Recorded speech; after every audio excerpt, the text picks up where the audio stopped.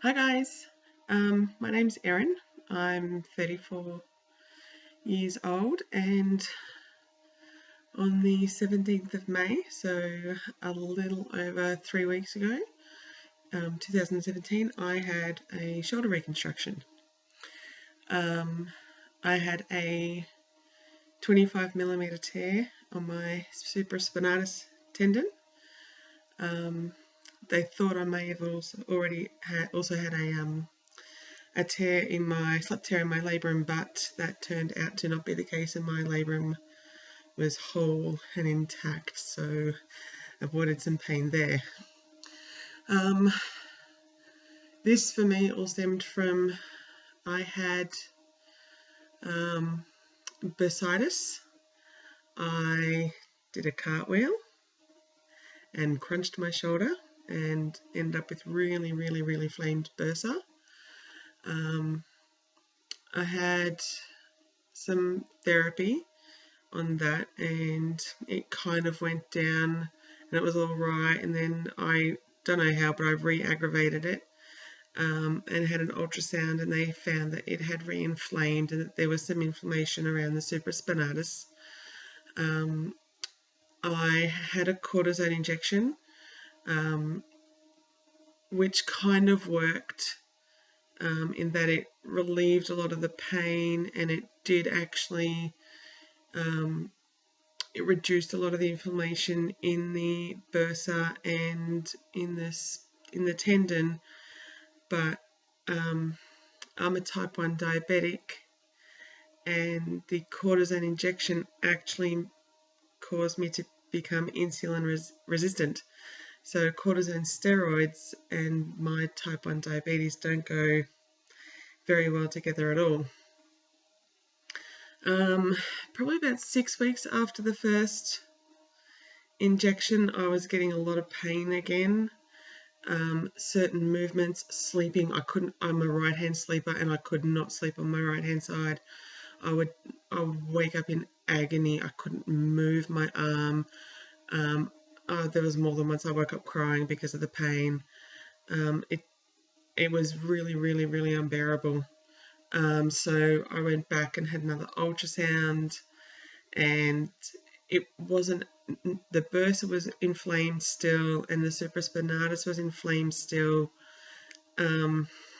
Not as much, but the inflammation was back, and so I sort of had no choice and agreed to another cortisone injection, much more well prepared this time for raging blood sugars. But it didn't work.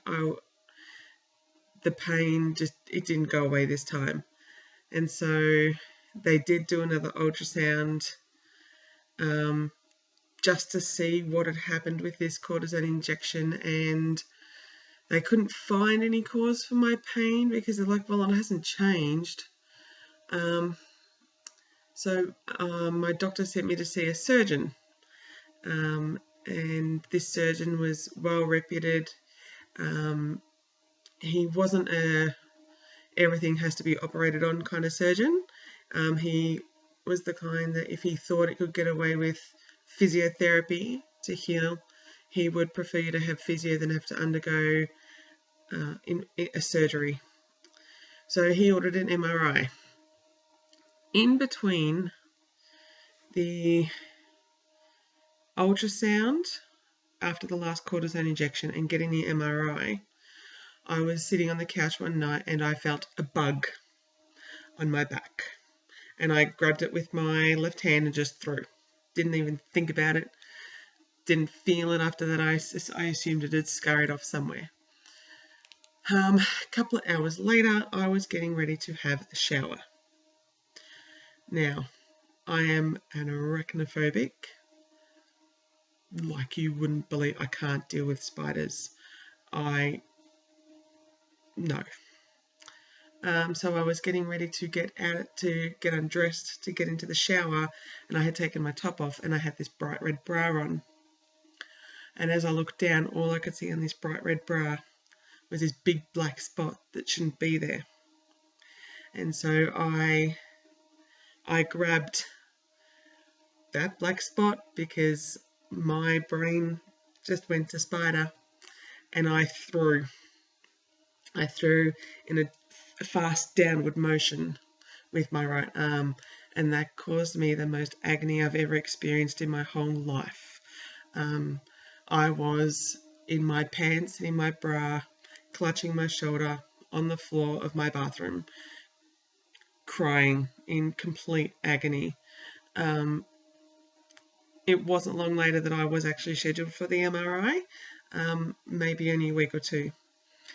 The surgeon had said that he thought it was just a slap tear because I had a lot of movement, and I continued to have a lot of movement. There was just particular restrictions, which caused me a lot of grief. Now, had the MRI, went back to see the surgeon, and he said, yep, looks like there's a slap tear in the labrum, and he showed me where that was. And it did, it glowed. It was lit up like a Christmas tree.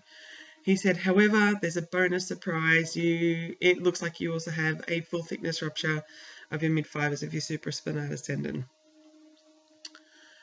He said, so basically you only have two options. You get surgery or you don't, because tendon and bone don't reattach. At that stage, I didn't have private health insurance. It's not required in Australia to have private health insurance. Our public system is pretty good. However, as this isn't a life-threatening surgery, if I went public, I would be on a 2-year minimum waiting list with the potential for bumps. And I didn't really want that. The surgeon that I had seen privately, I really liked him. I had looked him up. I'd done a lot of research on him, and there was nothing but very, very, very positive reviews about him. So I was quite keen to use him. So I did pretty much essentially the next day go and get private health insurance. I continued to do physio. Now, my physiotherapist was very adamant that I didn't have a tear on my supraspinatus tendon because of the range of movement that I did have. Now, I'm going to point out here that I am a dancer. It's just a local school, but I have been dancing for 13 years. Jazz, tap, ballet, hip-hop, contemporary, musical theatre. I also teach tap and classical ballet. And the classical ballet is where I knew there was a problem, because I had a lot of problems moving my arms from the bra bar position up to first. It would get stuck about the midpoint. But I essentially had no real issues with moving my arms when it came to dancing. It just got to certain points at certain levels with how extended my arm was to how far I could lift it up. But yeah, so he was adamant there was no damage to my supraspinatus tendon because I had all this range of movement. So anyway, I had to wait 12 months before I could get the surgery, because it was a pre-existing condition, and that's one of the rules in Australia when you get private health insurance. Any pre-existing conditions, you technically can't get them treated for 12 months and 1 day after you get insurance. So for me, that was the 12th of May, and they booked me in on the 17th to have my surgery. And because I'm a type 1 diabetic, they booked me in. I had to be at the hospital I think it was 7:30 in the morning, because of the fasting, and there's issues and complications potentially with blood sugars and what happens if you hypo and all that kind of crap. So I had mum came down and stayed with me the night of my before I got admitted, because we had to be there early morning, and she drove, which I think was so thankful for. But mum's also a registered nurse, so if anything did go wrong with my blood sugars, I had also spoken to my diabetes educator who'd consulted with an endocrinologist, and they had given me a guideline as well of what to do. But I deliberately ran my sugars a bit higher to avoid it. I really, really wanted the surgery, basically. So I got in there nice and early, was put through really quick. I was really, really, really impressed with the whole process, in how just quickly I went through at getting admitted and getting prepped for surgery. I think I was already, I think I was in by 8 a.m. It was pretty quick. I had a really big chat with my anaesthetist beforehand because of the diabetes. You know, it's not something they come across all the time. You know, in Australia, I think there's 176,000 type 1 diabetics.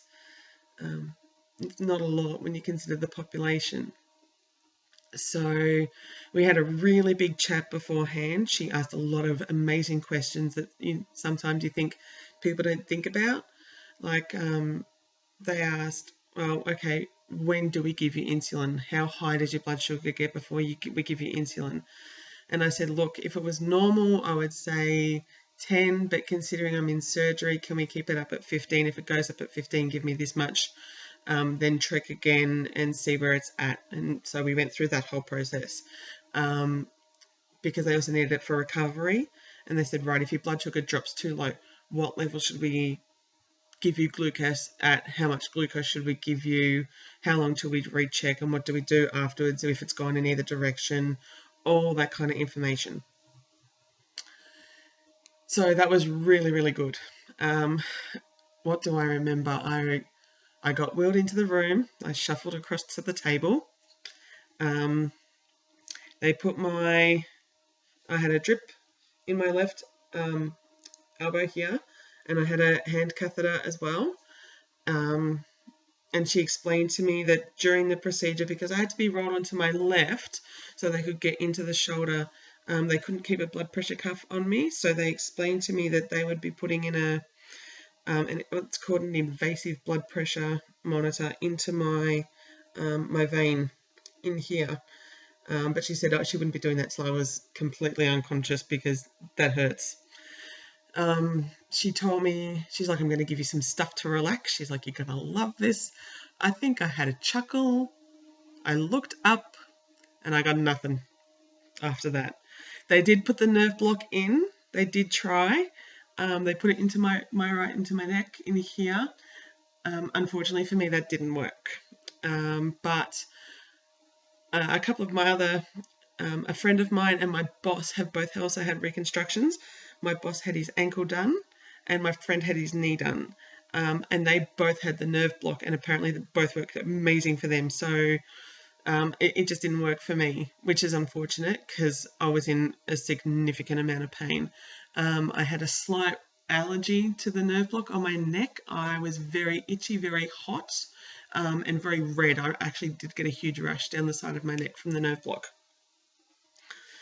Right. A recovery.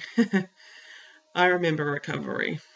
I was frowning, and I remember because they said out loud, she's frowning, and they asked me, they said, Erin, are you in any pain? And I said, yes. And they said, okay, 1 to 10, what's your pain? And I said, it's a 10. I am in agony, and I will never forget that pain as long as I live. I actually think I was crying. I was in a lot of pain. So they gave me some morphine.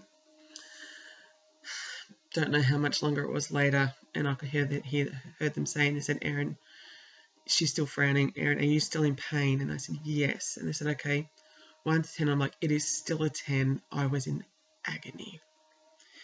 I have a fairly high pain threshold. This blew it. I have never experienced pain like this before in my life. Ever. So I think I had about 2 lots of morphine. I don't know how many units. It was a lot. Got back to my room, and it wasn't until I sort of became a bit more conscious. Mum met me in my room. I was back in my room by about 11:30. So it was, if I was admitted at 7:30, 4 hours. And that was admission, pre-op, operation, recovery, back in my room, 4 hours. It was great. Mum pretty much left straight away because I was going to sleep the whole day. But I had forgotten the last surgery I had was when I was 8 years old.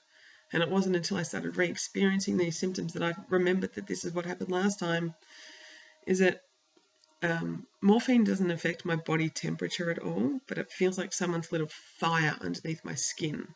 I literally feel like I'm on fire, and it makes me very, very nauseated. I slept a lot during that day. I did throw up 3 times at various times during the day. I didn't eat a lot. The nurses were amazing when it came to my diabetes.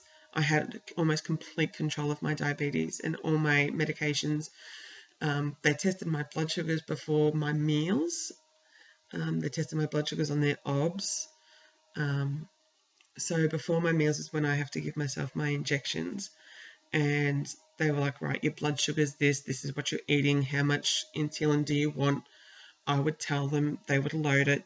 They would say, right, where do you normally inject? And I would tell them, and they would do it for me, because when you inject insulin, you have to pinch a bit of skin, and you just inject a little into the, like just underneath the skin. The needles are as long as your fingernail. They're not long needles at all, but it's a 2-hand process. And at that stage, I had really not much use because one hand had a catheter in it and the other hand was in the sling. So the day of my surgeries are pretty much a haze because I slept an insane amount. I woke up pretty properly at about 4:30 in the morning, I think it was, which was pretty bad, but you got to do what you got to do. My doctor came and saw me the next day, so I was discharged the next day at about 11:30. So I was in there for just over 24 hours, and that's when he explained to me that there was the 25mm tear, so 2.5 centimeters. So that's about that big, the tear. So that was a good one. And he told me about the labrum being nice and clean, and he said I now have 4 bolts in my shoulder that have reattached the tendon, because I don't think they realized it was going to be quite that big. I had initially this huge dressing on it, but when I went home, we took before I went home, they took the hospital dressing off, and I had this wonderful little waterproof patch thing over the main incision and the arthroscope in the back, because obviously they need a camera to guide, and they obviously wanted to check the labrum as well.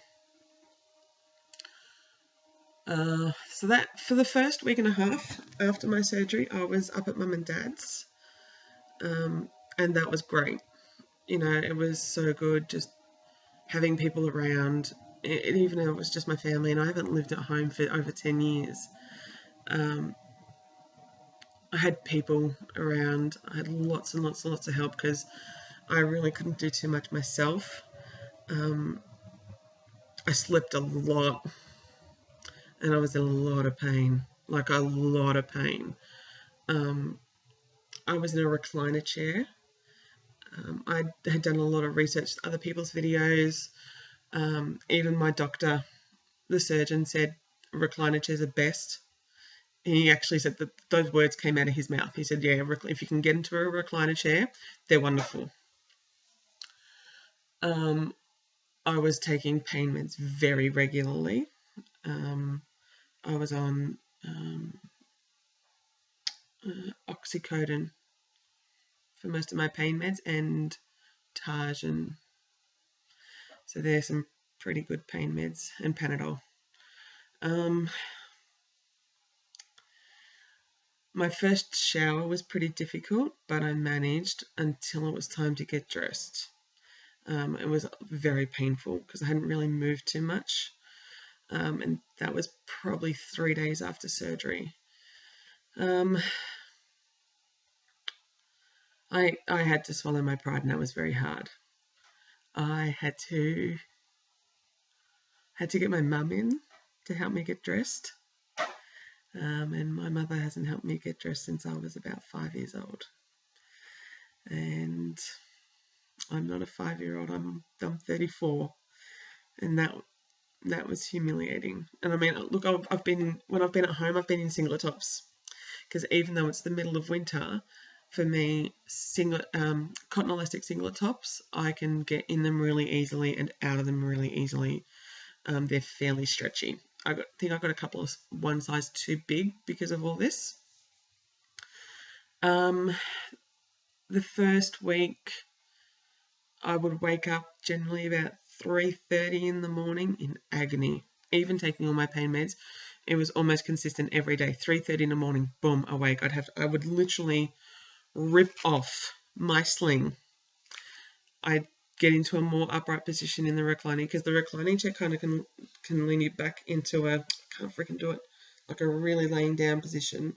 And then at 3:30 in the morning, I'd sit it up into the first section of recline, rip my sling off and throw it somewhere, and then sleep with a pillow under my arm, because that was less painful than having the sling on. I probably wasn't supposed to, but the pain. They tell you about the pain, you get warned about the pain, but you don't really know about the pain until you experience the pain. All the pain. So living with my parents was good. They really, really did take care of me.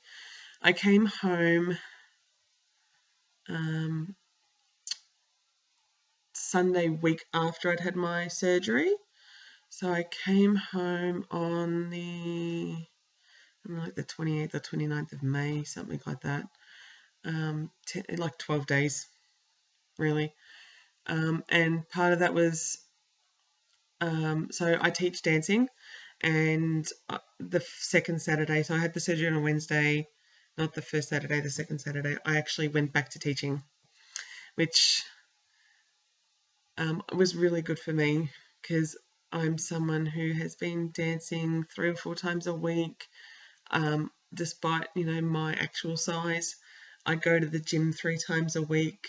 I'm hardly at home. I'm very physical to nothing at all. So going back to teaching was great for my mental health. Like it was the best thing I could do. So I did that, and then so that Sunday I came home, and that's when it got hard, as I live alone. So the day-to-day things weren't too bad. It was the loneliness. That was awful. So it was into my second week that I went home. I tried.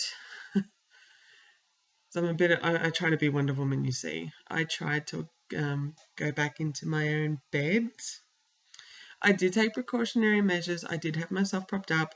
I had all my arm all pillowed. I had the sling there, all that kind of crap, and no. Sleep wasn't good at all. It was freaking awful, to be perfectly honest with you.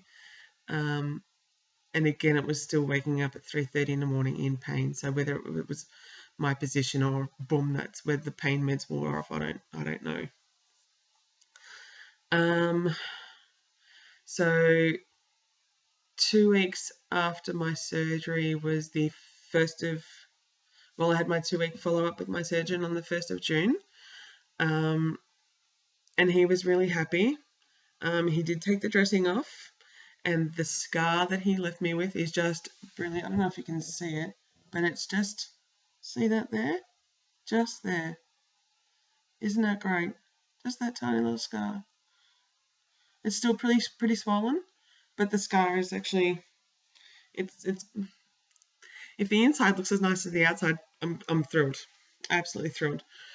So He asked me if I'd been doing the basic exercises. So before I was discharged from hospital, my new physio who works with my surgeon came around and gave me some really basic exercises to do. He's the physio I'll use for my recovery. So I've pretty much been doing them by this stage, by the time I see my surgeon, probably for at least a week. So just getting my arm basically moving naturally with gravity again, because, you know, when you have this surgery, you have a chance to develop things like frozen shoulder and aching joints and stuff like that. But with type 1 diabetes, I have an additional 30% chance of developing frozen shoulder. So it's really about preventing that on top of everything else. So on the 1st of June, I went back and saw my surgeon, and he just ripped that dressing right off. As I also have an allergy to skin adhesives, and so, you know, he asked how it was going. I said, oh, it's so itchy. And once he ripped it off, we could see the whole allergic reaction underneath the adhesive from where the bandage had been sitting. But, you know, it's surgery. What can I do? There's nothing anyone could do about it. They were just prepared for it. He asked how it was all going and if I was doing my physio, which of course I said yes, and I am. I'm very diligent on it.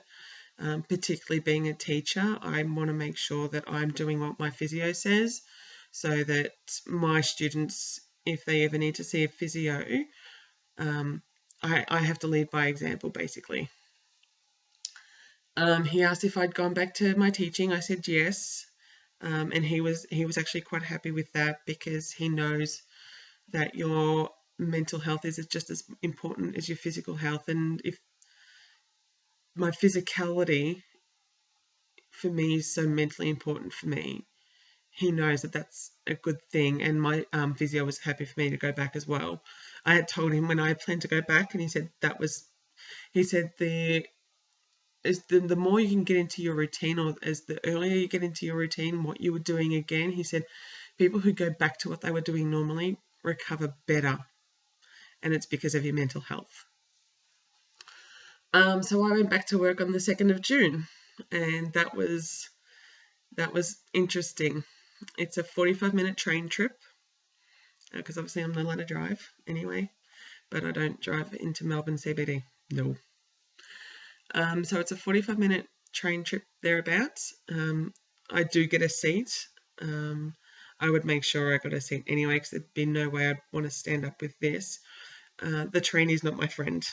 The train hurts a lot, more than I thought it would actually. But anyway, work's been great, really. I am set up to work from home, so if I do wake up in too much pain, or if it's a day I have my physio, you know, in a couple of weeks' time when I start rehab, I can work from home. So, you know, they've been really accommodating with making sure, am I comfortable at work? Is my station all right? As in, is my desk comfortable for me while I'm working? At my appointment, my surgeon said he did actually want me to start coming out of the sling more, to get that more natural gravity movement happening. Like, so when you walk, your arm naturally swings. So to get that happening more, and I'm trying to do that. I'm still pretty guarded with it.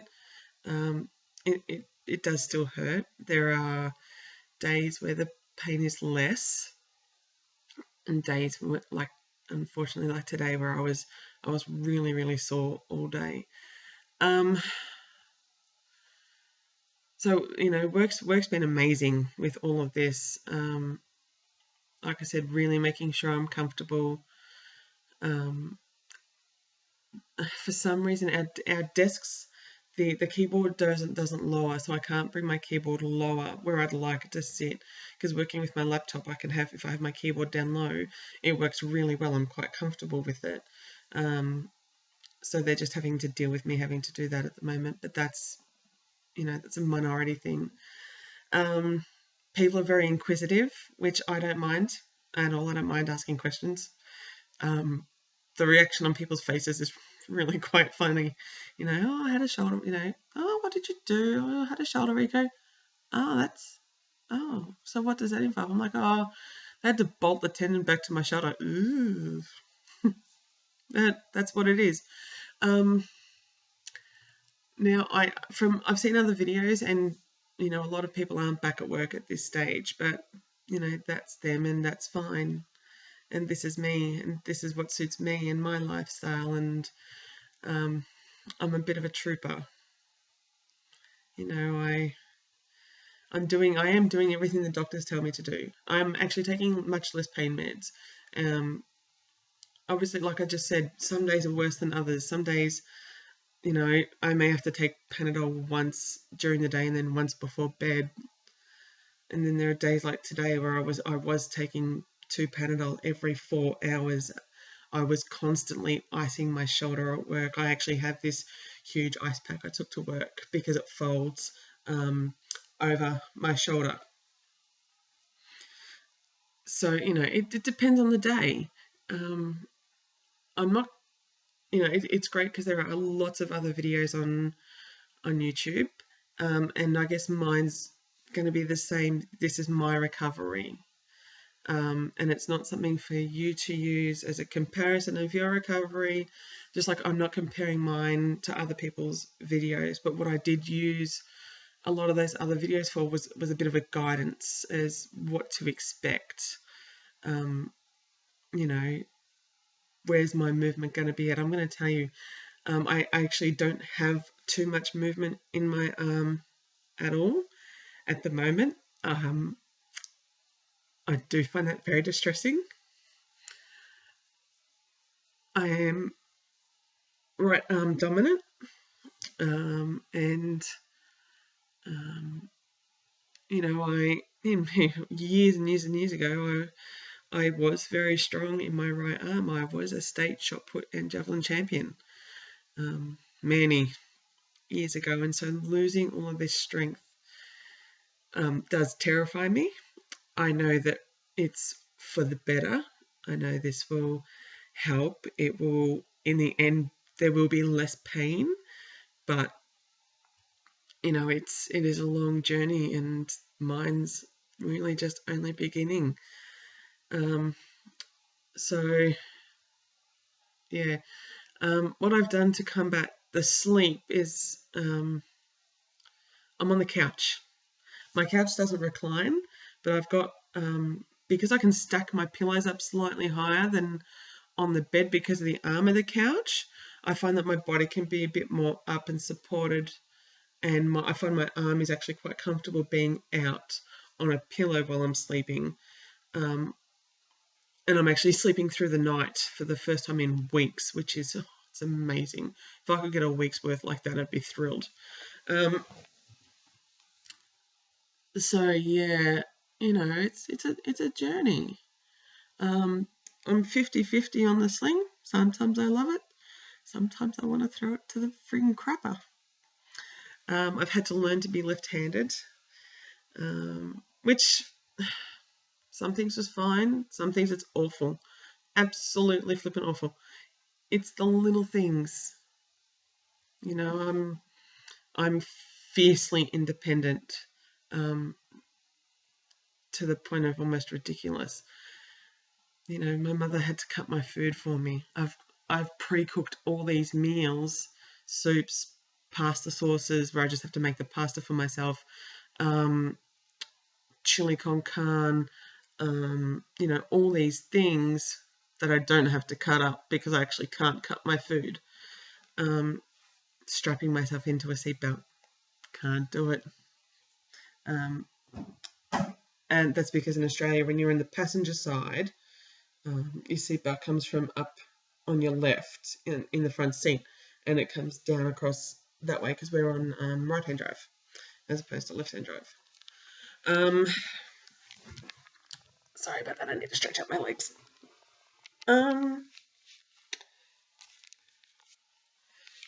So yeah, I guess I'm just trying to stay positive. I haven't gone back to dance classes as of yet. This is a very long video. I'm going to reshoot most of this. I haven't gone back to dance classes as of yet. I probably won't do that till term 3, which is the 19th of July. So no, actually the 17th of July is when I'll go back to my first class. So that'll be exactly 2 months after my surgery. So I will have been 2 weeks into my physical rehab, and obviously I'll gauge by what my therapist says, but I'm hoping that he won't have too much of an issue, provided I promise to be careful and all that kind of crap. Yeah. So I'll try and make these videos every week. I'm not promising anything because it's taken me 3 weeks to get to the first one, and it's, you know, almost 40 minutes long. I guess there was a lot to talk about. Yeah, so this is just, I guess I'm going to try and document my journey a little bit. Yeah, got nothing else really. Just a bit of pain. It's time for some Panadol and some sleep. It's like, I think it's 11:30 or so at night. I've got to teach at 9 o'clock tomorrow morning. It'll be fun. I love my kids. They make me smile. So I guess I'll say good night, and I will see you all again soon. Bye.